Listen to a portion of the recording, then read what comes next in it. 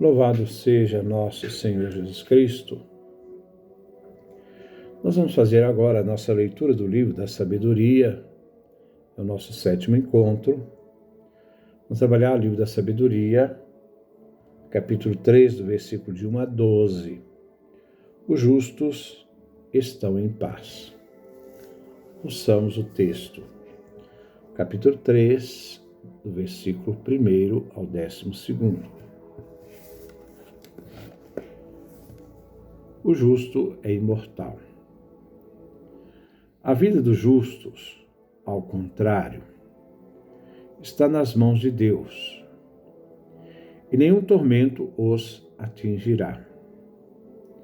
Aos olhos dos insensatos, aqueles pareciam ter morrido, e o seu fim foi considerado como desgraça. Os insensatos pensavam que a partida dos justos, do nosso meio, era um aniquilamento, mas agora estão na paz. As pessoas pensavam que os justos estavam cumprindo uma pena, mas esperavam a imortalidade.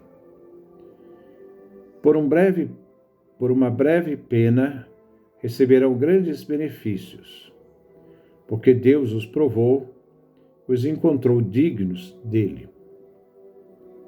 Deus examinou-os como ouro no crisol e os aceitou como holocausto perfeito. No dia do julgamento, eles resplandecerão, correndo como uma fagulha no meio da palha. Eles governarão as nações, submeterão os povos, e o Senhor reinará para sempre sobre eles.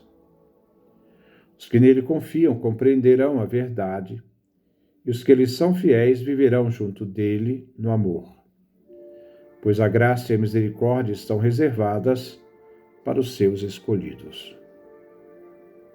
Os injustos, porém, serão castigados por sua maneira de pensar, porque desprezaram o justo e se afastaram do Senhor.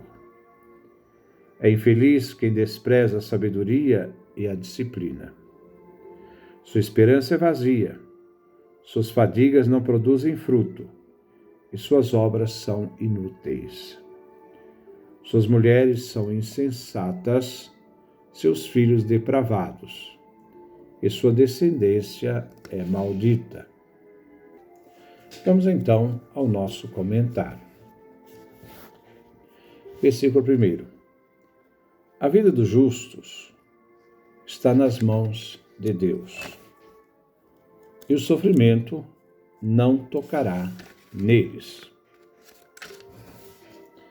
O último versículo do capítulo 2, é o versículo 24, havia nos relatado a morte escatológica daqueles que pertencem ao diabo. Não se trata de terror, mas de escolha. Aquele que faz a escolha do ímpio está respondendo qual é o sentido último de sua busca, cuja consequência é a sua própria autodestruição. Não podemos justificar as escolhas dos outros para amenizar a gravidade dos seus atos e suas escolhas. Agora, este versículo é um contraste. Aqui agora se refere ao justo, ao pio. A segurança dos justos depois da morte é que eles estão nas mãos de Deus. Deus tem o domínio absoluto sobre suas criaturas. Estes que estão nas mãos de Deus não passam por nenhum tormento ou prova dolorosa. O sofrimento não tocará neles. Qual é o sofrimento que o justo se vê livre? É que o amparo de Deus fará com que os justos se encontrarão livres dos tormentos imediatamente após a morte, referindo aqui à imortalidade feliz dos justos. Versículo 2. Aos olhos dos insensatos, aqueles pareciam ter morrido, e o seu fim foi considerado como desgraça. Os ímpios insensatos pensam que ao dar a morte aos justos, que eles vão morrer, que acabou tudo, que eles morreram como desgraçados, eles se enganam. Então, nisso se enganam os ímpios. Eles que são gente insensatas, perderam o senso das coisas. Eles são insensatos porque julgam só as aparências visíveis pelos sentidos, pois a morte do justo é mera aparência. Os ímpios ignoram os mistérios de Deus, o segredo divino, os mistérios secretos de Deus. O que aqui se traduz como ter morrido, se deve entender como uma passagem, como veremos no versículo 3. Versículo 3. Os insensatos pensavam que a partida dos justos do meio deles era um aniquilamento, mas agora estão na paz. Então se refere aqui à morte como partida, isto é, um trânsito. A morte aqui é vista como a passagem daquele que morre de um lugar ou de um estado para outro estado de vida. Para o ímpio, a sua chegada após a morte será o vazio. A vida do ímpio tende à morte ao vazio, o nada, e consideram a morte como uma desgraça, destruição ou aniquilação. Mas a verdadeira realidade justo não é uma desgraça. Eles estão na paz. Não a paz negativa da inatividade, do silêncio, que pode se identificar com nada do ímpio. Mas a paz aqui é a plenitude de vida e felicidade, segundo o que significa para o judeu piedoso o shalom. Isto é, eles estão junto de Deus, fonte de vida e felicidade. Versículo 4.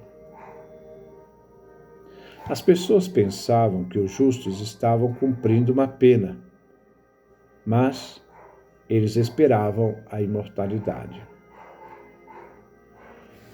O sofrimento na vida presente é a prova que Deus submete os justos para acrisolá-los, purificá-los.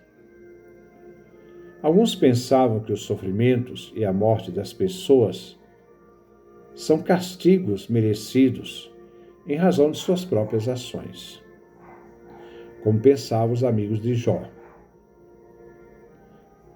Jó, os amigos consideravam que ele foi um castigado em razão do pecado. Mas os sofrimentos são correções e provas. Veremos no versículo 5 e 6.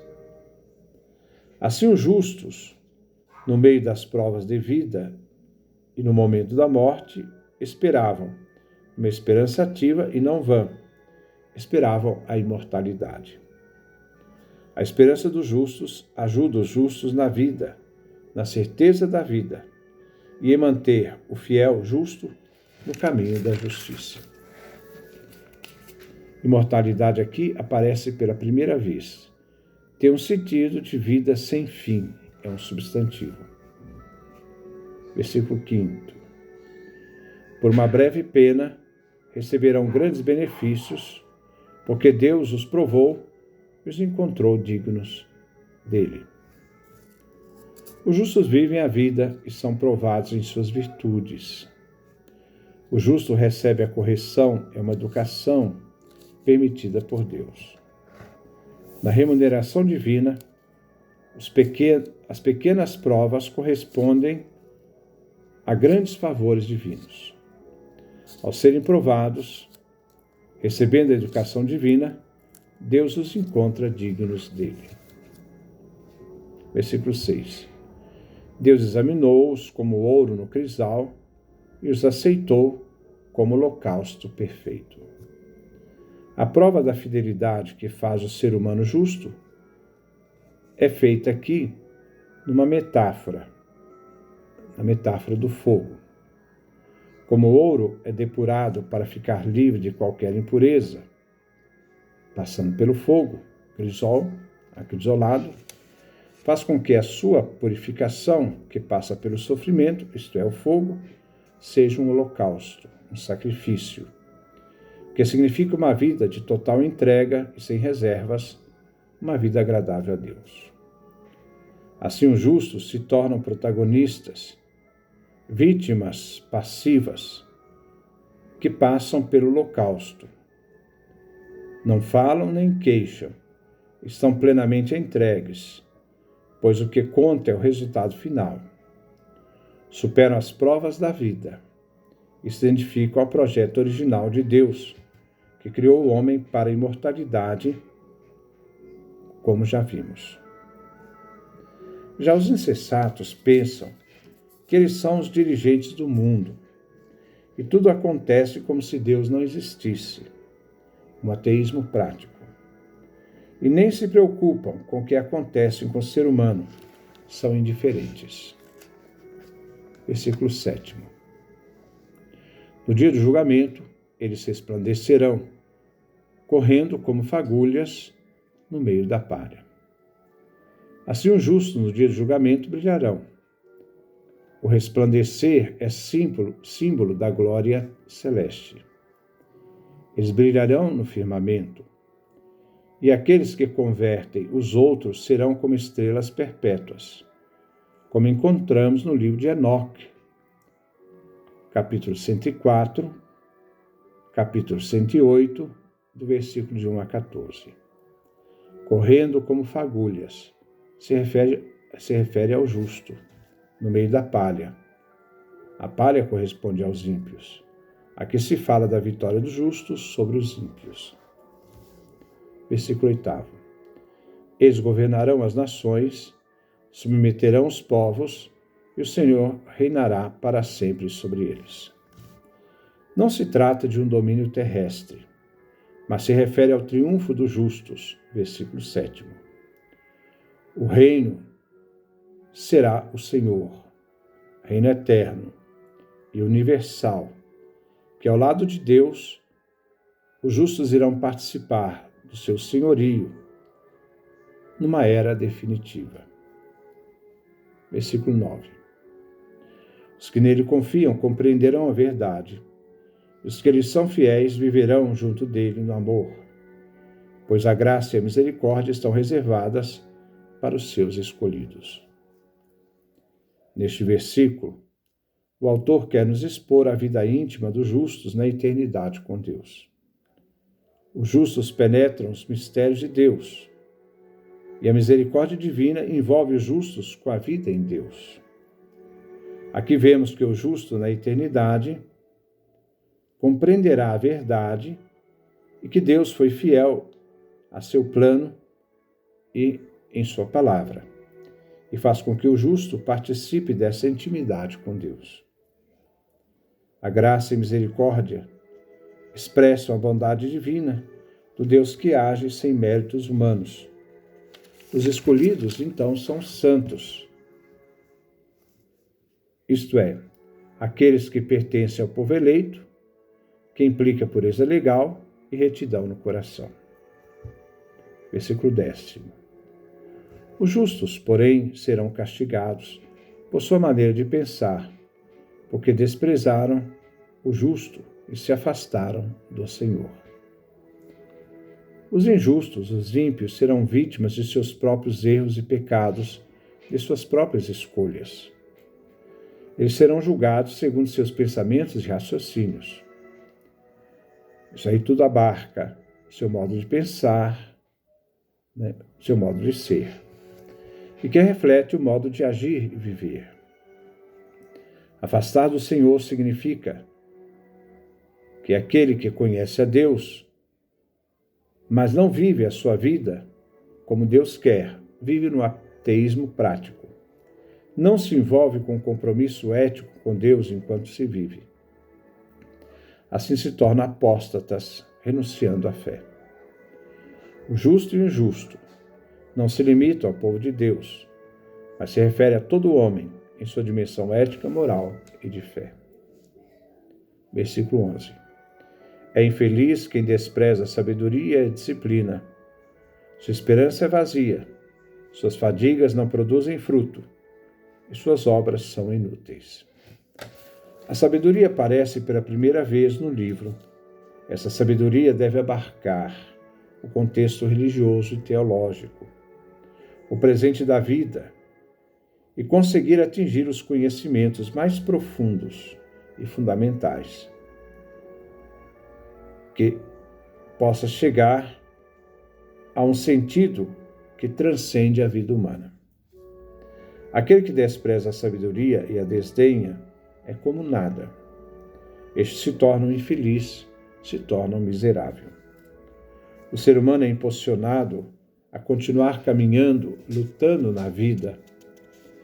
Ele é um iluminado pela luz da esperança, que impulsiona o coração humano no futuro, no horizonte que se deseja atingir, pois é apresentado como bom e alcançável. O ímpio, diante desse horizonte de morte, que implica sua aniquilação pessoal, a esperança de alcançar um fim feliz na vida acaba, só ficando a recordação de seus nomes em suas obras e filhos. Assim, as obras dos ímpios se tornam inúteis. Trabalham e vivem para o vazio, a destruição, a morte.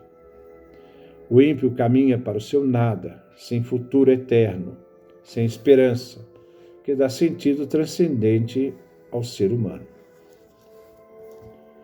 Versículo 12. Suas mulheres são insensatas, seus filhos depravados, e sua descendência é maldita. As mulheres dos insensatos. O autor do livro da sabedoria acentua aqui o princípio da solidariedade. Os ímpios arrastam no seu destino todos os seus descendentes. O autor não leva em consideração neste versículo algumas possíveis exceções. Ele supõe que na vida normal de uma família, tanto a mulher como os filhos se identificam com as responsabilidades do pai. Então, essa é a nossa leitura dessa parte do livro da sabedoria. O problema é que nós, às vezes, falamos que o justo, pela sua fé, ele sofre, justificamos muitas vezes o sofrimento justo, mas queremos amenizar a responsabilidade do ímpio, colocar pano quente no erro. Nós não podemos, porque as escolhas são feitas. O homem tem que ter sabedoria para fazer a escolha por Deus.